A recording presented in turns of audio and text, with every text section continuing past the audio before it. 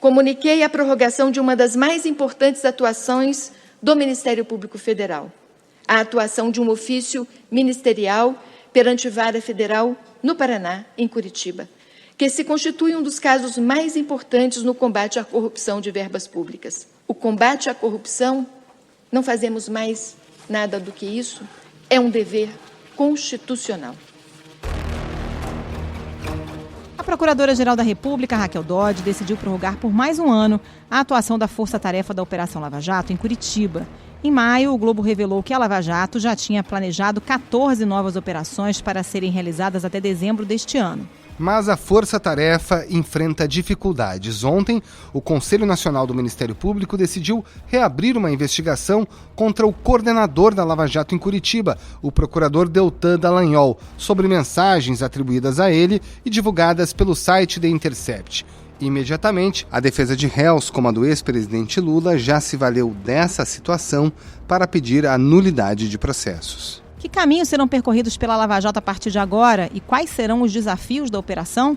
Esse é o assunto do Ao Ponto de hoje. Eu sou Carolina Moran, estou com Roberto Maltic e nós conversamos com os repórteres especiais Tiago Erdi, da sucursal do Globo em São Paulo, e Chico Otávio, que entra no papo para falar do braço da Lava Jato no Rio de Janeiro, que tem sido o mais atuante nos últimos tempos. E no final do episódio de hoje é o dia do quadro Viralizou. Vamos falar do que está bombando nas redes sociais. E o que está bombando são os memes com a música que toca dentro do metrô do Rio. O Ao Ponto é o podcast diário do Globo, disponível no site do jornal, no Spotify, no iTunes e nas demais plataformas de áudio. Fique com a gente. Bom, Tiago Erdi, a Lava Jato em Curitiba ganhou mais um ano de trabalho, num momento bastante delicado. O que tem pela frente de investigação? Existem várias investigações que estavam planejadas e que ainda estão em aberto, enfim, investigações que precisam amadurecer e que a Lava Jato entende importantes. Por exemplo, desdobramentos da própria delação da Odebrecht, que envolveu vários políticos que ainda devem ser alvo de ação da Lava Jato. Bem, eu não conheço nenhum político no Brasil que tenha conseguido fazer qualquer eleição sem caixa 2. A delação também do Joesley Batista e do Wesley Batista. Tem a colaboração do Léo Pinheiro, que era um executivo presidente da OAS, que é uma empreiteira que teve relação com vários políticos de vários partidos, que também deve ter grande repercussão. Fora ainda a delação de pessoas como o Renato Pereira, que foi marqueteiro de vários políticos no Rio de Janeiro, o Jorge Luz, que foi um operador na Petrobras, de interesses privados na Petrobras. Enfim, você tem vários exemplos de situações de colaborações feitas com a justiça e que ainda não tiveram repercussão persecutória em ações penais e que certamente serão alvo desse próximo ano de ação da Lava Jato. Por exemplo, em Curitiba, eles investigam as ações e operações de um pequeno banco aqui de São Paulo. É um banco que, você tem uma ideia, em 3 anos, importou em espécie 7 bilhões de reais do Paraguai. Esses recursos foram importados de um banco correspondente naquele país que pertence à família de um ex-presidente do Paraguai, e a Lava Jato desconfia, apura a hipótese de ser uma operação para lavagem de dinheiro para organizações criminosas de todo tipo, embora o banco negue. Então, enfim, você vê que tem várias linhas de investigação que ainda estão em aberto para serem desenvolvidas nesse ano de operação. Certamente um ano vai ser pouco.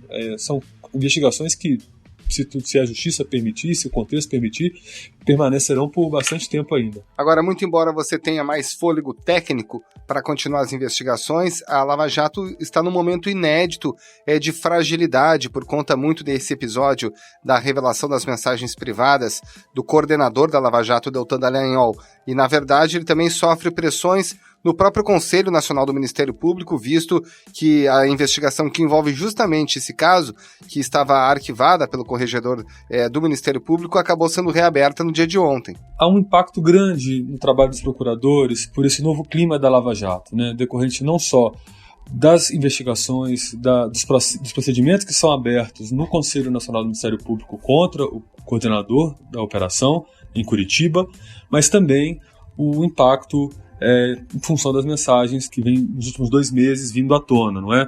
Essas acusações feitas não procedem e a origem delas está ligada ao ataque criminoso realizado. É um impacto psicológico no trabalho dos procuradores que ficam mais acuados, e isso fica muito claro na medida em que analisamos, por exemplo, os dados da operação. Em 2019, ali em junho, havia uma expectativa, um planejamento de 14 novas operações até o fim do ano.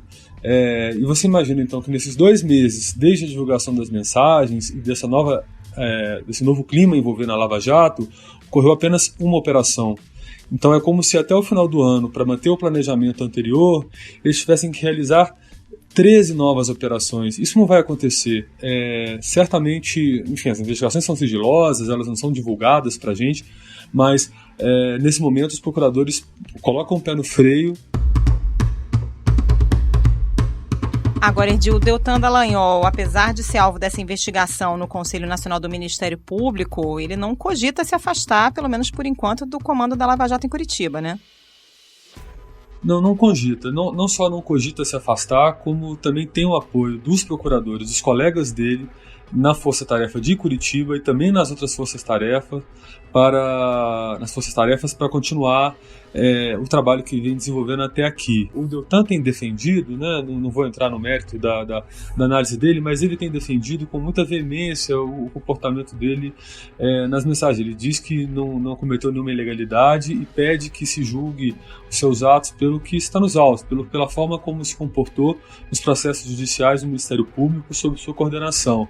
E esse argumento tem encontrado repercussão entre os colegas. Então, mesmo que no Conselho Nacional do Ministério Público exista debate, exista muita pressão sobre ele, e o Conselho é uma instância com forte viés político também, afinal de contas, há ali representantes do Congresso analisando a atuação do Ministério Público, lá sim ele vai viver uma batalha, mas entre os colegas, de uma forma majoritária, ele vem recebendo apoio. Você acha, Erdi, que a Força-Tarefa pode tentar dar, inclusive, uma resposta prática, né, colocando as operações na rua a todas essas dificuldades que a Força-Tarefa tem enfrentado? Informalmente, os procuradores, quando perguntados sobre isso, eles tentam transparecer uma normalidade, tentam transparecer uma tentativa de focar no trabalho e seguir com ele, considerando de forma muito objetiva o desafio que tem pela frente, o que estava planejado e a vontade de realizar. Mas é inevitável. O clima da sociedade em torno das mensagens que vieram a ser divulgadas e dos novos desafios que eles passam a ter que enfrentar fora dos autos, fora dos casos específicos onde eles são acusadores, né, de atos de corrupção, inevitavelmente afetam o trabalho deles. Hoje o Intercept divulgou um novo trecho por meio de uma rede social. E o desafio nosso agora para tentar conseguir compreender, verificar o quanto dessa influência de casos como os problemas que o Deltan Dallagnol vai ter no Conselho Nacional do Ministério Público, e vamos lembrar que ele é a liderança do grupo em Curitiba. Também a questão do COAF, que é uma proibição do ministro Toffoli, monocrática, de uso daquelas informações para abertura de investigações sobre lavagem de dinheiro e corrupção. Então a decisão que eu tomei, ela não é para inviabilizar investigações, muito pelo contrário, ela é para permitir as investigações e impedir que sejam anuladas futuramente. Todo o clima da sociedade em torno de questionamento, da atuação e da lisura dos procuradores nos casos da Lava Jato, tudo isso interfere. O desafio é ver o quanto que isso vai ser capaz de interferir e ser maior do que a vontade dos procuradores de continuar o trabalho, de continuar tocando o serviço como citei há pouco, são vários os casos, há muita coisa para eles investigarem, para apurarem e para seguirem adiante. Havia já uma pressão pretérita de poderosos, de senadores, por exemplo, o próprio senador Renan Calheiros, alvo de uma série de investigações, também já se insurgiu, inclusive no âmbito do Conselho Nacional do Ministério Público, contra a Lava Jato em Curitiba. O Ministério Público, infelizmente, passou a fazer política. Só política. Como é que eles estão vendo? Eles sentem um aumento maior da pressão dos políticos nesse momento, tentando se aproveitar eventualmente dessa fragilidade?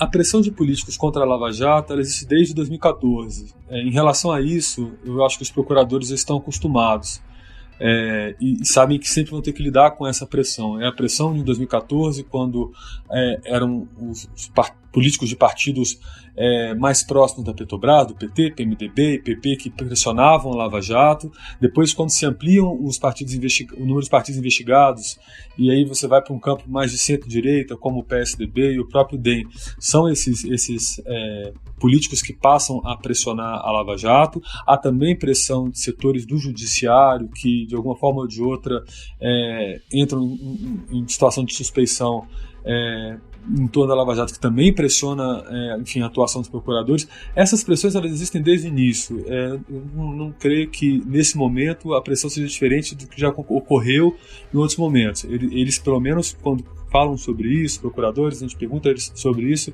eles se mostram com o couro já duro para ter que lidar com esse tipo de pressão. Erdi, o mandato da Raquel Dodge, Procuradora-Geral da República, está terminando. O que a gente pode esperar da Lava Jato aí sob nova direção? Bom, a única coisa que os procuradores esperam é a continuidade dos trabalhos das forças-tarefas. Eles querem que o Ministério Público Federal, a PGR, dê dinheiro e condições para que as equipes trabalhem nos casos de corrupção, não só em Curitiba, mas também em Brasília, São Paulo e Rio, onde funcionam forças-tarefas que, de uma forma ou de outra, atuam em conjunto e todos estão trabalhando mais ou menos sob uma mesma lógica de compartilhamento de informações e de busca de sucesso em suas ações. A Lava Jato é muito crítica à gestão da Raquel Dodge. A Procuradoria-Geral da República apoia a atuação institucional de todos os seus membros para o cumprimento da missão, mas igualmente exige que o desempenho da atuação institucional se dê inteiramente dentro dos marcos da legalidade. Eles entendem que o comportamento da procuradora foi muito ruim na comparação com o comportamento do Rodrigo Janot, por exemplo, que foi o seu antecessor, que deu muito apoio, não só do ponto de vista estrutural, mas apoio também moral, apoio ideológico, apoio no sentido de estamos no mesmo caminho.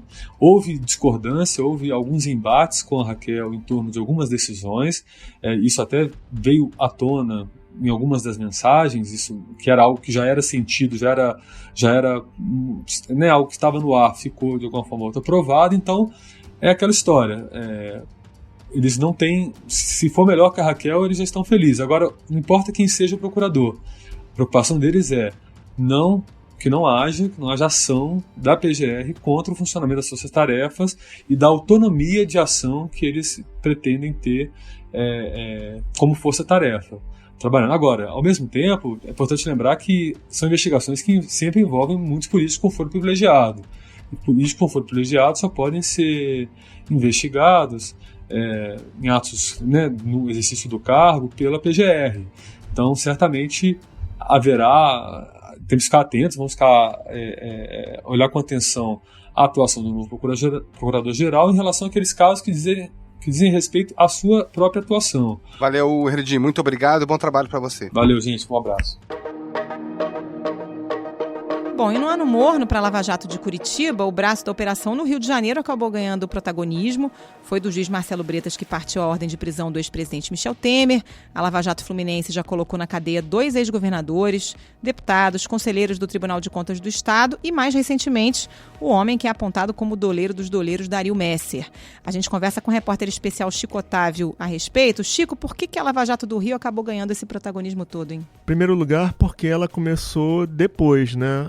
A Lava Jato de Curitiba é de 2014, a Lava Jato do Rio começou em 2016, tem uma diferença aí de 2 anos. Nós abrimos essa edição falando da prisão de mais um ex-governador do Rio de Janeiro. Ontem foi o ex-governador Antony Garotinho e hoje o ex-governador Sérgio Cabral, que foi preso em casa. Então é natural que ainda haja muita gordura para ser queimada. Além disso, existem algumas negociações importantes em andamento, né? Algumas delações que estão sendo negociadas com os réus e os seus advogados, que vão render informações que permitirão aos procuradores entrar em áreas que ainda não foram exploradas pelas investigações.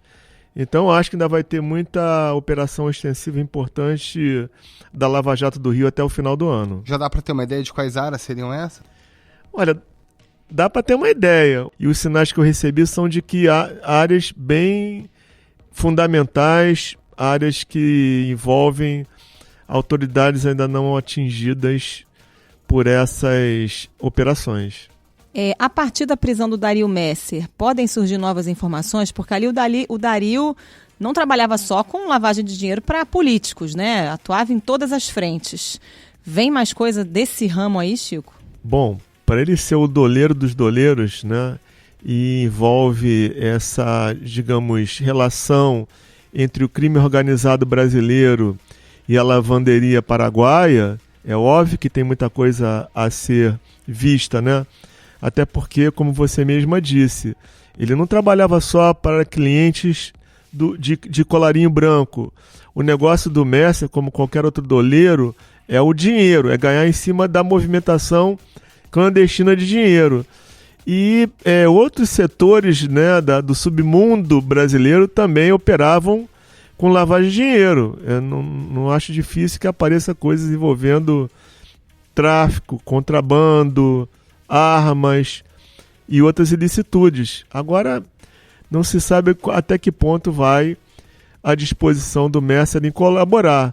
Mas ainda que ele não colabore em nada, a prisão dele já vai significar um avanço importante nessa área aí, que envolve também o crime comum. Agora, Chico, tem uma decisão do Supremo Tribunal Federal que diz respeito ao compartilhamento de informações do COAF diretamente com o Ministério Público sem prévia autorização judicial. O quanto que isso acaba criando obstáculos ou não às investigações que são tocadas pela Lava Jato, especialmente aqui no Rio? Bom, até onde eu sei, eu vi muito uso de relatórios do COAF na cadeia velha, que é a operação da Lava Jato voltada para a Assembleia Legislativa do Rio de Janeiro. Agora, no geral, isso nunca foi uma dificuldade tão grande, né? Porque, ao que me consta, o juiz sempre foi muito interessado e sempre reagiu bem às demandas oferecidas pelo Ministério Público Federal. E a decisão será corroborada, muito provavelmente, pela instância superior, que é o Tribunal Regional Federal da 2ª Região. Agora, Chico, como é que é o clima hoje entre os investigadores da Lava Jato aqui no Rio? Porque na Lava Jato de Curitiba, por exemplo, havia inclusive um temor de desmonte, de começar a retirar ali os procuradores da força-tarefa, tem a questão das mensagens, né, atribuídas aos procuradores vazadas pelo Intercept. Isso contamina de alguma forma a Lava Jato aqui no Rio ou aqui o clima é outro? Eu acho que aqui o clima é outro. Eles são muito motivados, eu acho que eles, não sei, eu sempre percebi neles muito cuidado nessa relação com o mundo externo, né? Eu mesmo sinto na pele as dificuldades de cavar alguma coisa, e isso de certa forma reflete uma preocupação dos procuradores da República aqui no Rio de Janeiro de se preservarem. Eu acho que eles não se expuseram, tanto é que até aqui não apareceu nada de relevante. Se apareceu foi muito lateral. Chico, obrigada pela participação, até a próxima. Valeu, obrigado também. Hoje aqui no Ao Ponto é dia de Viralizou, aquele momento em que a gente fala sobre o que está rolando, bombando nas redes sociais. E o que está bombando são os memes usando a música instrumental do metrô do Rio de Janeiro. Quem conta essa história pra gente é o repórter Gilberto Porcidônio. Virou meme, né, Porcidônio? Tem gente usando em formatura, tem vídeo no YouTube, tem de tudo com a musiquinha do metrô. Oi, Carol. Pois é.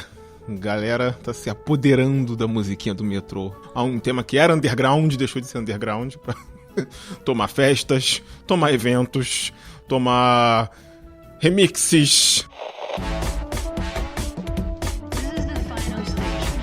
A galera tá se apropriando mesmo da música. Mas tipo que em formatura de universidade tem gente que sobe no palco com a musiquinha do metrô, é isso? Pois tá nesse nível? Pois é, na última formatura da PUC Rio, que foi agora em julho, 3 alunos da turma de economia, na hora de pegar o canudo, tocou... Mas porque eles iam de metrô pra faculdade e resolveram aproveitar, deve ter sido isso, né? Sim, e também tem uma coisa interessante, que essa música tá tocando em festa. É mesmo? Tem DJs usando um remix com essa música. tem até uma coreografia que as pessoas fingem que estão agarrando no Mentira, apoio. Mentira, tem um passinho? Tem um passinho. Eu sou do tempo do passinho. Na minha adolescência o pessoal fazia passinho. O passinho voltou com a música do Metrô Rio. Voltou, passinho do metrô. E me conta, tem uma página no Facebook chamada Cenas Aleatórias ao Som da Música do Metrô Rio, que tem mais de 38 mil curtidas. O que tem nessa página? Quem criou foi o Vitor Almeida, do Suburbano da Depressão, que é uma página bombadíssima. Outra página que faz muito sucesso, também. Né? Ele conseguiu deixar o que já era muito engraçado, ele conseguiu deixar mais engraçado, que é pegar os memes da internet, os áudios, as coisas que viralizam, aí ele usa a música do metrô como um background. Agora, você conversou também com a cantora e compositora Zana, ela já recebeu 3 indicações para o Grammy Latino, e é autora dessa música. Qual foi a história? Quando chegou, ela morou um tempo fora do Brasil, quando voltou, percebeu que o metrô estava tocando música clássica, Vivaldi e tal, e achou que não tinha nada a ver, né? Pois é, ela entrou no metrô, depois de 10 anos morando na Itália, escutou Vivaldi e pensou, peraí, isso aqui tem algo errado. Aí ela entrou